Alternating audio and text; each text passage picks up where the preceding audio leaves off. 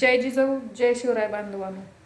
तर गोरगरिबांचा वाली कष्टकऱ्यांचा कैवारी संघर्ष योद्धा मनोज जरांगे पाटील यांनी एक पण मांडलाय आणि तो पण म्हणजे 29 ऑगस्टला मनोजदादा मुंबईला जाणार आहेत आणि आरक्षण जर नाही ह्या सरकारने दिलं तर उपोषण करणार आहेत.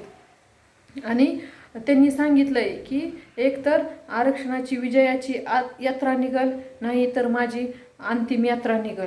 तर बांधवांनो की फडणवीस नावाचा यम हा तिथं उभाच राहिलेला आहे. तर ह्या यमाच्या दाडातून आपल्याला संघर्षयोद्धा मनोज जरांगे पाटलांना ओढून काढायचं आहे. कारण की त्याला ह्या आपल्या मराठा समाजाचं वाटोळच करायचं आहे. त्याच्यामुळं लाख मेले तरी चालतील, पण लाखाला जगणारा पोशिंदा हा जगलाच पाहिजे. जिथं अन्याय अत्याचार होतो तिथं छत्रपती शिवाजी महाराज हे जन्म घेतात. जिथं अन्याय अत्याचार माता माऊलीवर होतो तिथं श्रीकृष्ण हे जन्माला येतात. आणि हे चांगले कामं आपल्या संघर्षयोद्धा मनोज जरांगे दादांच्या हातून घडतात. तर हे आपण विसरता कामा नये. तर ह्या यमाच्या सुद्धा दाडातून आपल्याला दादांना वाचवायचं आहे आणि आपल्या हक्काचं आरक्षण हे आपल्याला मिळवायचं आहे.